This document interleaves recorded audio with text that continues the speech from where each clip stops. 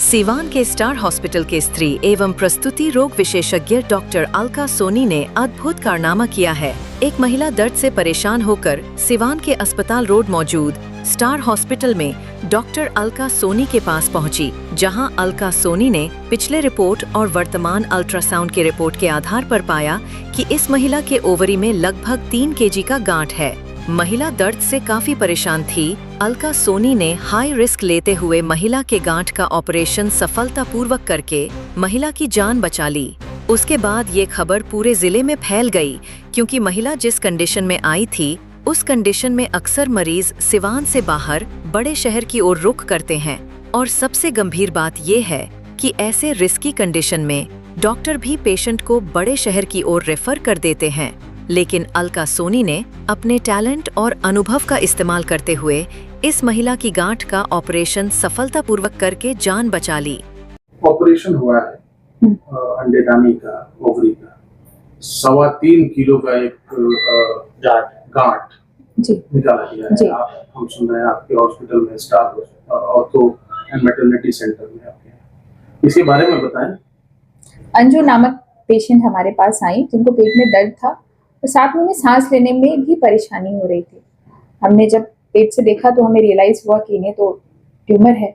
हमने उनका अल्ट्रासाउंड कराया तो उसमें भी यही कंफर्म हुआ कि एक 20 × 17 सेंटीमीटर की गांठ है। उन्होंने पहले भी अपनी जांच अल्ट्रासाउंड को लेकर के आई थी, जो कि इस चीज़ को कंफर्म कर रहा था। फिर हमने सर्जरी उनकी प्लान की और सक्सेसफुली वो ऑपरेट हुई। तो ये तो हाई रिस्क ऑपरेशन। जी बिल्कुल, काफी दिनों से उन्हें गांठ थी, जिसकी वजह से बहुत एडिशंस थे, तो ये हाई रिस्क केस था। सिवान जैसी जगह में अक्सर डॉक्टरों को अंडर एस्टिमेट किया जाता है। आपको डर नहीं लगा कि हम हाई रिस्क ऑपरेशन करने जा रही हूँ और अगर कुछ इन केस? नहीं, ऐसे केसेस पहले भी हैंडल हुए हैं। इस बात को मेरे मीडिया में रखने का एक ही उद्देश्य था कि कभी भी इतनी बड़ी गांठ नहीं होनी चाहिए, बहुत अर्ली स्टेज में डिटेक्ट हो जानी चाहिए, ट्रीटमेंट हो जानी चाहिए। जब सिवान में इतने डॉक्टर्स हैं, अच्छे डॉक्टर्स हैं, तो ये काफी पहले अर्ली स्टेज में डिटेक्ट हो जाना चाहिए, ट्रीटमेंट हो जानी। ऐसा कैसे हो गया कि गांठ 3 किलो का बढ़ गया, इतना बढ़ गया? पेशेंट अगर पहले स्टेज में, पहले जब गांठ छोटी थी, तब अगर अल्ट्रासाउंड करा के किसी भी डॉक्टर से मिलती तो पहले ही उनका इलाज हो जाना चाहिए। इतना नहीं होना चाहिए कि उनको सांस लेने में परेशानी होने लगे, तब उनको जाके डॉक्टर के पास मिलना चाहिए। ये गांठ था कहाँ पे? ये गांठ ओवरी अंडाशय में था जी। कितने देर का ऑपरेशन था? लगभग 1.25 घंटे से 1.5 घंटे जी, क्योंकि गांठ बड़ी थी और वो चारों तरफ लॉन्ग स्टैंडिंग गांठ थी, काफी समय से था उनको, तो चारों तरफ वो चिपक चुकी थी, तो उसकी वजह से थोड़ा वक्त ज्यादा लगा। आम जो लोग होते हैं मैम, आम पेशेंट्स महिलाएं होती हैं, गाँव देहात की महिलाएं होती हैं, ऐसे में उनको पता नहीं चलता कि ये शुरुआती क्या चीज है, लक्षण। जो भी ओवरी के ट्यूमर्स हैं उनके 3-4 प्रमुख लक्षण होते हैं, जिसमें पहला है पेट में दर्द। मोस्टली पेशेंट्स को पेट में दर्द होता है, पहली कंप्लेंट रहती है। दूसरी कि उनको पीरियड्स इरेगुलर होने लगते हैं। ये 2 मेन सिम्टम्स के साथ उन्हें जब परेशानी होती है वो डॉक्टर से मिलते हैं और फिर उनका डिटेक्शन हो जाता है और फिर इलाज होता है आगे। पीरियड्स में इरेगुलरिटी और पेट में बराबर दर्द? हाँ, ऑन एंड ऑफ दर्द होगा, कभी किसी को कम होता है, किसी को ज्यादा होता है। देखिए, ऐसा नहीं है कि हर गांठ के लिए ऑपरेशन की जरूरत है, मैं ये बिल्कुल नहीं कह रही हूँ। जो भी गांठ है 4 सेंटीमीटर से कम है, वो दवा पे बहुत अच्छा रिस्पॉन्ड करती है, हार्मोनल मेडिसिन, और कई बार सेल्फ रिजॉल्विंग होती है।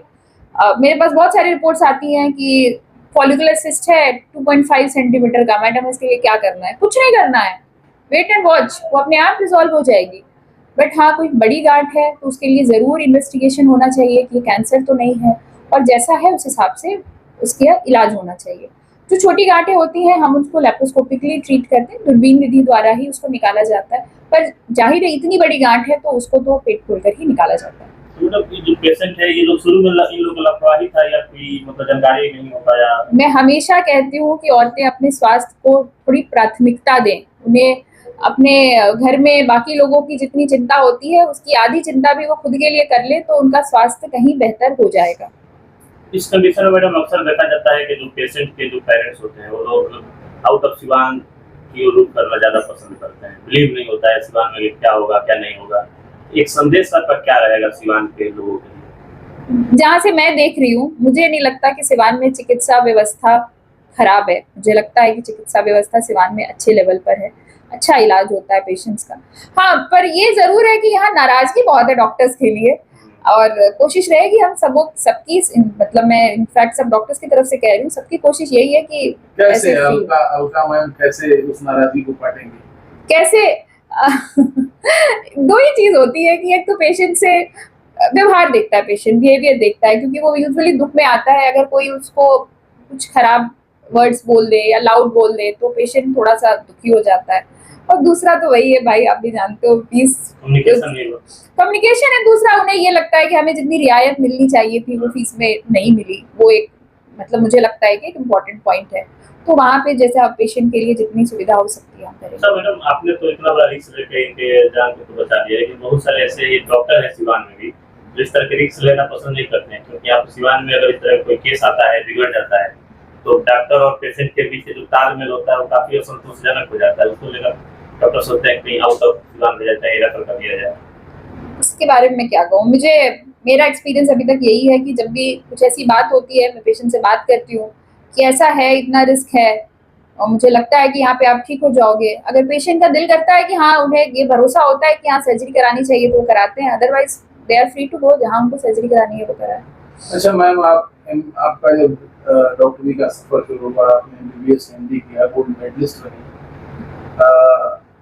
स्त्री प्रसूति और बाजपन रोग विशेषज्ञ हैं जी। तो इन जनरल बहुत ही लेमैन्स लैंग्वेज में अगर घर के मर्दों को, घर की औरतों को अगर आप ये बताएं कि कैसे ख्याल रखा जाए एक महिला का जो उसकी समस्या है। देखिए, मेरा मानना है बहुत अर्ली स्टेज से कि बीमारी हमें खान पान से आती है। अगर हमारा खान पान गड़बड़ है तो हम कभी हेल्दी नहीं रह सकते। तो एक राइट डाइट वो बेसिक है, फर्स्ट थिंग फर्स्ट, कि आप एक संतुलित आहार ले। ऐसा नहीं कि बहुत फैटी चीजें खा रहे हैं, और मैं तो एकदम फास्ट फूड की दुश्मन हूँ। मैं किसी को ना खुद खाती हूँ ना दूसरे को खाने देती हूँ। मेरे सामने अगर कोई खा रहा होगा तो मैं उसे हमेशा मना करूंगी कि नहीं, दिस इज वेरी अनहेल्दी, इसमें इतना ट्रांस फैट है, इतना कोलेस्ट्रॉल लेवल हाई हो जाएगा आपका, फिर आप कभी हेल्दी नहीं रहोगे, लॉन्ग टर्म आप बीमार पड़ते रहोगे। कभी आप पहले जब आप यंग होगे, पीरियड से रेगुलर होगा, आप गायनी के पास दौड़ोगे, फिर जब आपकी एज होगी तो आपका बीपी बढ़ जाएगा, फिर आप फिजिशियन के पास दौड़ोगे और फिर कहोगे कि सिवान में क्या डॉक्टर्स अच्छे नहीं है। तो अगर आप खुद को हेल्दी नहीं बनाएंगे तो आप क्यों डिपेंडेंट रहना चाहते हैं medicine? If you follow proper diet and exercise. देखिए, हम सबको लगता है हम बहुत बिजी हैं, हम इतने बिजी हैं कि हम एक्सरसाइज नहीं कर सकते, बट हम ही आप डेली टाइम निकाल रहे हैं ना। जो भी हम अपना काम करने के लिए टाइम निकाल रहे हैं, नहाने के लिए टाइम निकाल लेते हैं, तो क्यों नहीं हम थोड़ी देर, ऐसा नहीं हमें कि जिम में जाके 2 घंटे कसरत करनी है। आई डोंट थिंक ये बहुत मुश्किल काम है कि हम 15-20 मिनट्स अपने लिए एक्सरसाइज के लिए वक्त निकालें। तो थोड़ा सा जो वेस्ट का प्रभाव आया है कि हम ऐसे कपड़े पहनेंगे, हम ऐसे रेस्टोरेंट में जाएंगे, तो ये सब प्रभाव तो आ गया, लेकिन हम अपने हेल्थ का ध्यान देंगे, ये वाला प्रभाव तो मैं नहीं देख रही हूँ कि हमारे समाज में आया है। 24 घंटे में 1 घंटे खास करके महिलाओं को करना चाहिए जी, लेकिन महिलाओं के लिए बहुत बिल्कुल 1 घंटे नहीं तो एटलीस्ट आधे घंटे, अरे अटेम्प्ट तो करिए। हाँ ठीक है मैम, एक अंतिम बात रहेगी। जब हम आपसे इंटरव्यू करने आ रहे थे और जब हमने आपको देखा तो आप पेशेंट को आप डांट रही थी कि वो बच्चे को कुछ लेज वगैरह कुछ ऐसा खिला रहे थे। ये समस्या बहुत बड़ी समस्या है, बच्चे जिद करते हैं। बच्चे जिद क्यों करते हैं? आपने इंट्रोड्यूस किया है। बच्चा तो वो 1.5 साल का बच्चा था, 1.5 साल के बच्चे को आप कैसे दे सकते हैं वो इतना high sodium content, high trans fat की चीज, मतलब एज अनहेल्दी एज पॉसिबल। जो पीडियाट्रिशियंस कहते हैं कि 2 साल तक बच्चे को नमक नहीं दो एडेड, शुगर नहीं दो एडेड, और आप पैकेट वाला फूड खिला रहे हैं, वो उसके हेल्थ के लिए आज भी खराब है। और आगे चल के जो ब्रेन का विकास होता है वो पहले 2 साल में 90% हो जाता है, ये सबको पता है। So give them the best food कि उसके दिमाग का विकास बहुत। 2 चीज, एक तो लेस का पैकेट पकड़ा देंगे, दूसरे हाथ में फोन पकड़ा देंगे और फिर कहेंगे कि अभी बोलता नहीं है, अभी ऐसा नहीं है।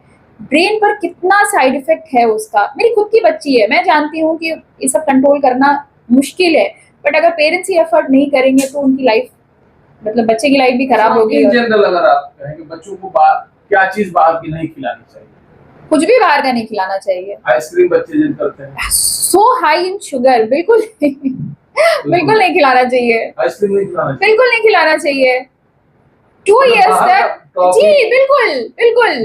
टॉफी भी नहीं।